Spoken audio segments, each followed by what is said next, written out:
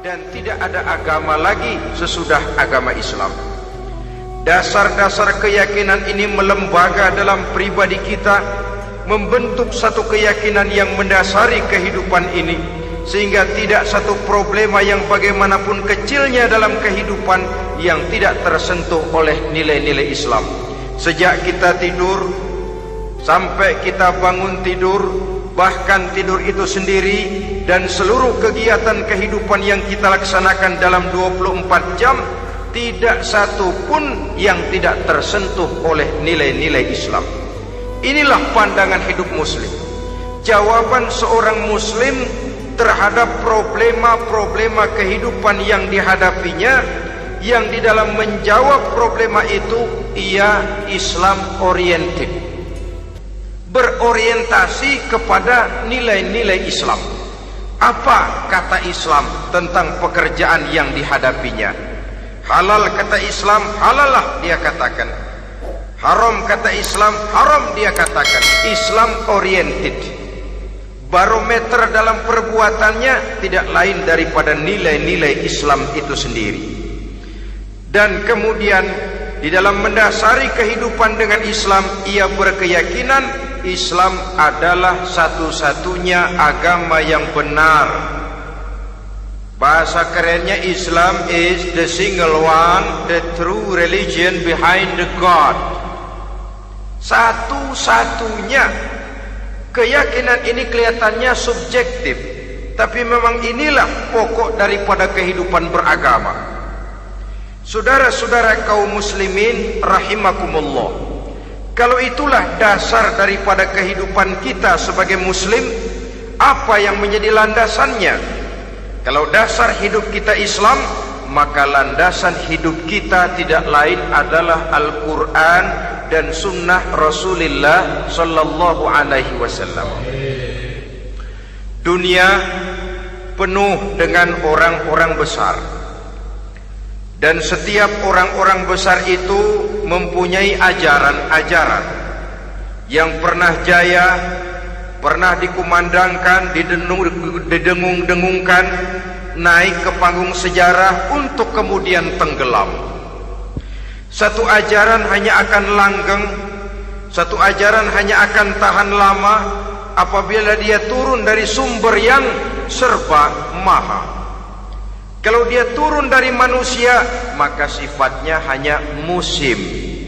Yang namanya musim, saudara-saudara, namanya musim tidak bisa dilarang, tapi kalau sudah selesai habis sendirian. Itu musim namanya. Musim rambutan. Kalau datang musim rambutan, apa bisa dilarang? Gak boleh musim rambutan. Ya tidak bisa, dia akan tumbuh terus.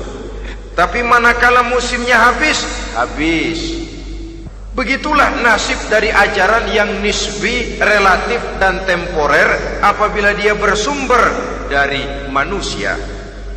Maka satu ajaran hanya akan langgeng, tahan lama apabila dia turun dari sumber yang serba maha. Dan itu sudah turun bernama Al-Quranul Karim. Sedangkan sunnah, saudara-saudara, merupakan penjelasan dari apa yang oleh Quran tidak dijelaskan dalam bentuk yang detail, melengkapi apa yang oleh Al-Quran hanya disebutkan dalam bentuk garis besarnya saja. Baik Quran maupun sunnah kita sebut merupakan dasar, landasan yang primer. Sedangkan untuk memahami Quran dan sunnah, kita memerlukan pendapat-pendapat orang yang ahli di bidang itu. Dalam hal ini kita sebut saja dengan ulama. Dan ini merupakan sumber yang sekunder dari landasan hidup kita sebagai seorang muslim. Dua rel ini, Quran dan sunnah, merupakan landasan di mana kereta api Islam ini berjalan. Quran dan sunnah. Saudara-saudara kaum muslimin rahimakumullah, oleh karenanya marilah kita menjadikan Quran dan sunnah ini sebagai imam di dalam kehidupan kita. Bukankah Rasulullah sallallahu alaihi wasallam pernah memberikan pilihan Man ja'alal Qur'ana amamahu qadahu ilal jannah, wa man ja'alal Qur'ana khalfahu saqahu ilan nar. Siapa yang meletakkan Quran di depannya, dijadikannya Quran sebagai imam dan dia sebagai makmum, maka Al-Quran akan membimbing dia ke surga. Ya, surga di dunia ini, lebih-lebih lagi surga di akhirat nanti. Sebaliknya, wa man ja'alal Qur'ana khalfahu, siapa yang meletakkan Quran di belakangnya, dia belakangi ajaran dan konsepsi Al-Quran, dia tinggalkan perintah-perintah Al-Quran, maka Al-Quran yang dibelakanginya itu akan mendorong dia ke neraka. Neraka dunia, lebih-lebih neraka di akhirat nanti. Pilihan terserah kita. Jikalau kita mau menjadikan Quran sebagai imam, artinya kita menjadi makmum. Resikonya dimanapun, makmum wajib ikut imam. Imam takbir, makmum takbir, imam ruku, makmum ruku, imam i'tidal, makmum i'tidal.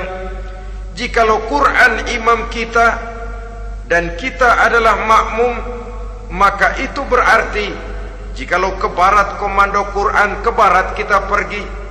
Jikalau ke timur kata Quran, ke timur kita menuju. Jikalau halal kata Quran, halal kita katakan. Jikalau haram kata Quran, haram kita ucapkan. Itu resikonya kita menjadi makmum, menyusun pola hidup yang lebih Qurani.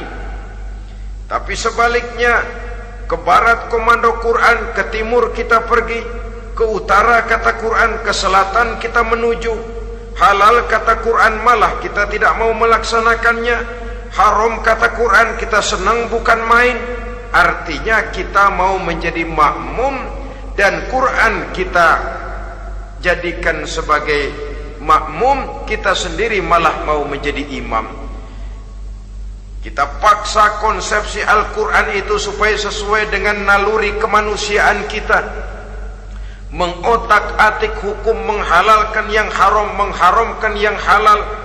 Dikala itu landasan hidup kita sudah goyah, tidak lagi sebagai landasan tempat kita bertolak, tetapi malah menjadi satu landasan yang kita injak-injak. Sesungguhnya saudara-saudara, Quran tidak akan membawa berkah, tidak akan menjadi rahmatun wa shifaun lil mu'minin, menjadi penyembuh, menjadi rahmah bagi orang-orang beriman, apabila yang kita baca itu kita injak-injak di dalam kehidupan. Upaya menyusun hidup yang lebih Qurani ini seiring dengan usaha kita menjadi warga negara yang baik. Yang saya katakan di awal tadi, tidak saling dan tidak harus saling bertentangan.